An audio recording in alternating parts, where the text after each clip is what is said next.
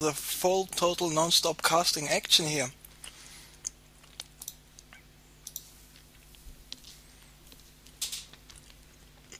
Ladies, gentlemen, mesdames et messieurs, meine Damen und Herren, señores y señoras, mesdames et messieurs, here I am back again. It is semi-final number 2. It is Kaz against Servyoa. Kaz is up 1-0. I was just, as I was finished with this semi-final number 1, I was able to jump in game number 2 right away.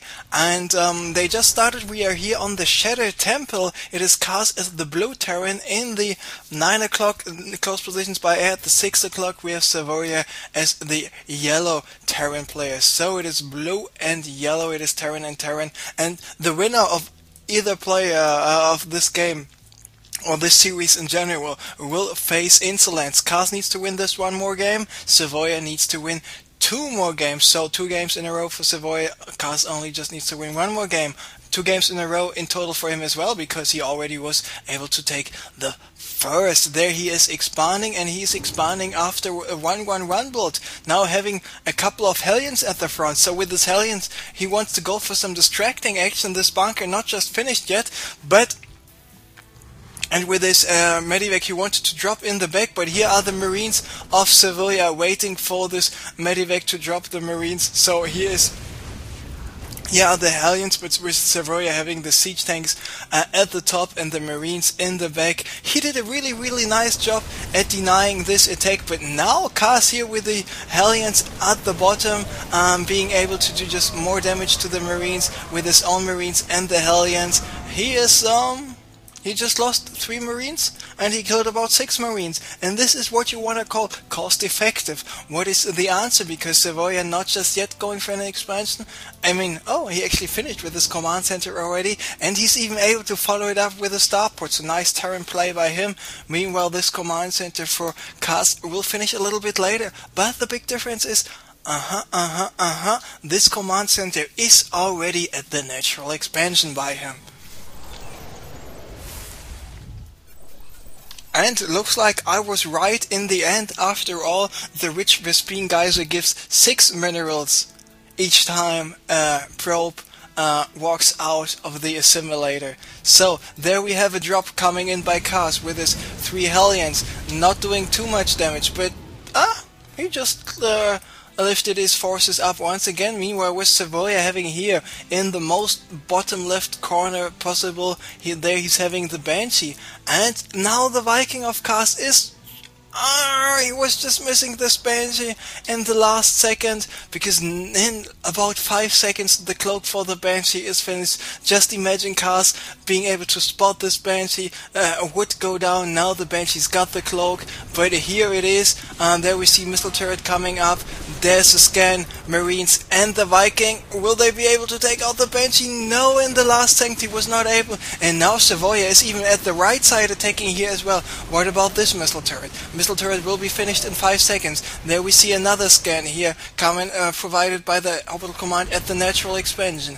Now this Banshee on the left is going down, because yes, the missile turret, even though it was out of range, was still providing the vision. But we got another 6 HP 4 kill recruit Banshee here, and now the Banshee was running out of energy. No need for a scan. Vikings and Marines killing it right away. So not the smartest choice by Servyoa to move in with this low energy Banshee at all. So what else is there to talk about? We see Stimpack coming up, we see Blue Flame Hellion coming up. Who is getting what? Stimpack coming up for Kaz, there we see it.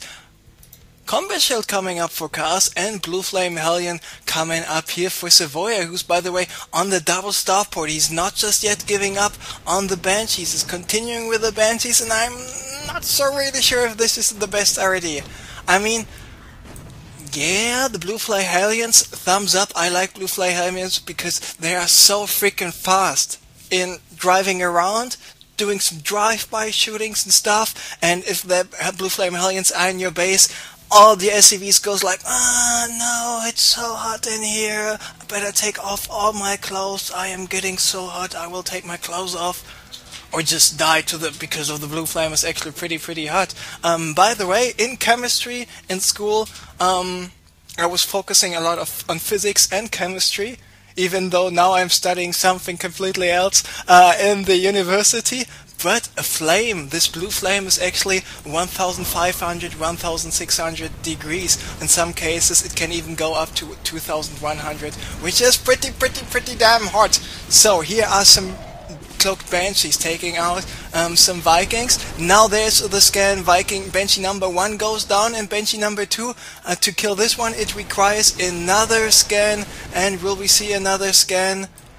No, just not yet. And remember, all those Marines were stimmed, and there we see more Marines going down, and he was faking attack, but Kaz actually did not have enough energy, so once again losing a couple of Marines. Recruit Banshee, even though only on 4 kills in total, which is just not enough. Nice job by Kaz to just lift up the injured siege tank, so the Banshee was not able to go for to attack any further. Now this command center by Kaz, yet the gold will be finished pretty soon.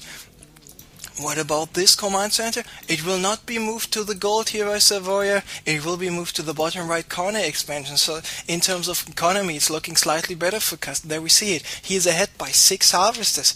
In terms of supply, he is slightly ahead. Nice supply in total ahead. Not that big of a difference. Of course, Terran versus Terran is the matchup in StarCraft 2 where a lot of unforeseen stuff can happen. Just do not watch the siege tanks for 1 or 2 seconds. Just do not pay attention to your medivacs for 1 or 2 seconds. Or to your banshees. Boom! Half of your army is gone before you actually realize this.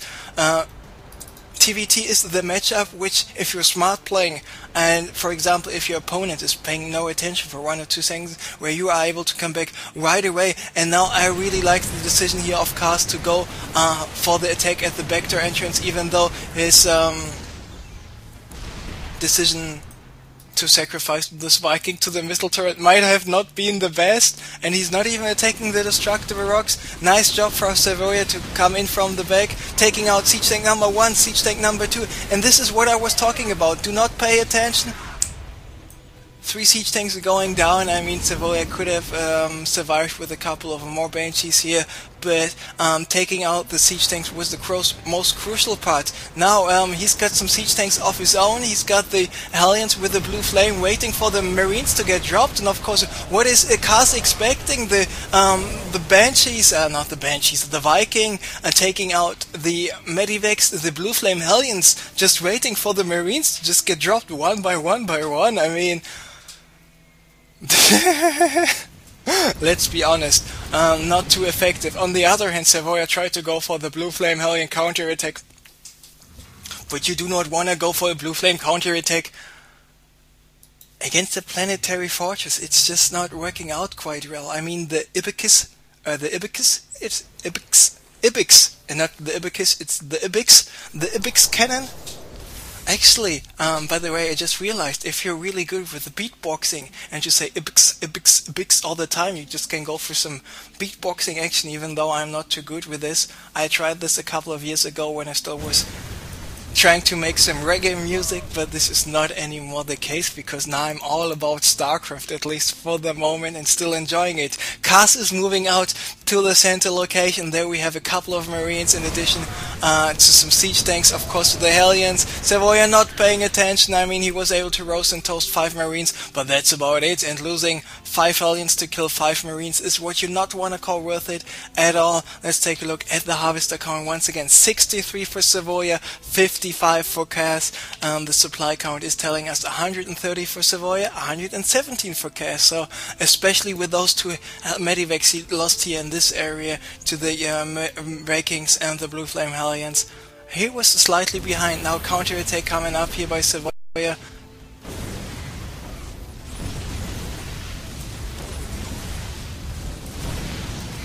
Wanted to drop some Hellions, and actually he was able to do quite some damage with his Hellions, still preventing Kaz from mining a little bit. Let's take a look at the units lost, and there we see Kaz not playing too cost effective there, being behind nearly 2,000 resources. This is quite a bit, and here in the center location we see 4 more Cloaked Banshees coming up, and he's got even 3 more Cloaked Banshees in production. And what is the follow-up play by Servyoa? I mean, I got 1 starport with a tech lab. Oh, I actually got another starport with a... Oh, it's the 3rd starport with a tech lab. What shall I do right now?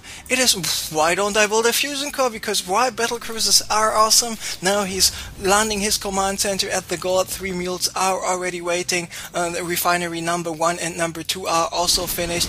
And here are more Cloaked Banshees now running away from the, or better to say flying away from all those Vikings, being out of range here of the Vikings. Now he will force another scan. What about Kaz? How much scans does he have left? And he's got enough energy for no scan at the moment, because he's got 2 more planetary fortresses.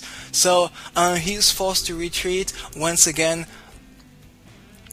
Servyoa was able to delay this attack by Kaz, now protecting his gold, protecting his corner expansion. The fusion core has been finished. Do we see the weapons refit upgrade, which is...